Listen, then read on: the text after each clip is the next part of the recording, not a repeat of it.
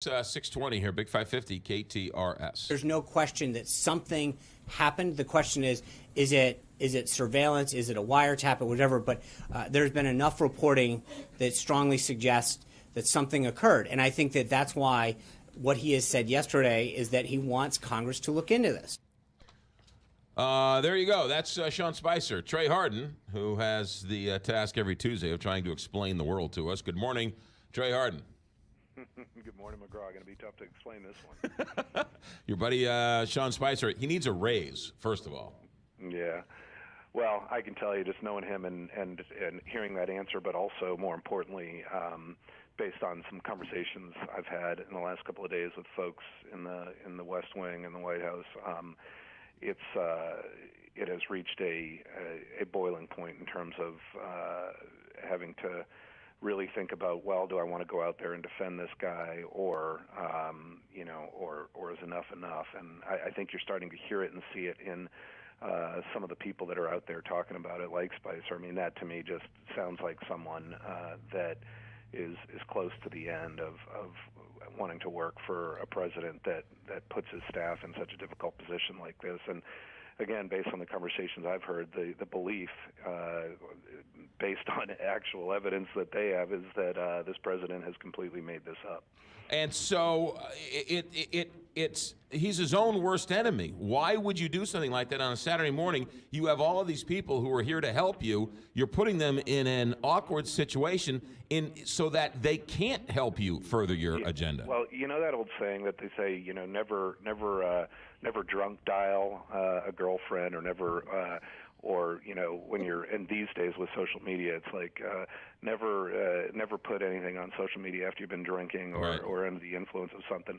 Well, with Trump, he doesn't drink apparently, but I mean, it's never tweet or never go on social media when you're angry. But he cannot help himself, and he apparently was enraged on Saturday because of the week that he experienced last week on the Sessions recusal, and then further investigations and questions by the media about the Russian relationship. So he took it upon himself again to do something. So yes, he's his own worst enemy, but he is. It just shows you kind of the arrogant and delusional shell that he operates in, thinking that somehow he's going to be able to get away with that stuff, or that he's above all this stuff, and that people are going to believe what he's saying. Let me defend Donald Trump here for a second, because if we are to believe what is being written, he was upset, brought in his senior staff, and just went off on him for all sorts of reasons. Flies down to Florida. And with the next time he opens up the newspaper, there's a Washington Post story about how he complained to his senior staff from 17 different sources, both on and off the record. So if he's complaining about leaks, and then he hears 17 different people leaking about a meeting he had in the Oval Office, that would drive me crazy too. Yeah, well, it would, but I mean, at some point you gotta hold on to the guardrails and recognize who you are and what your position is.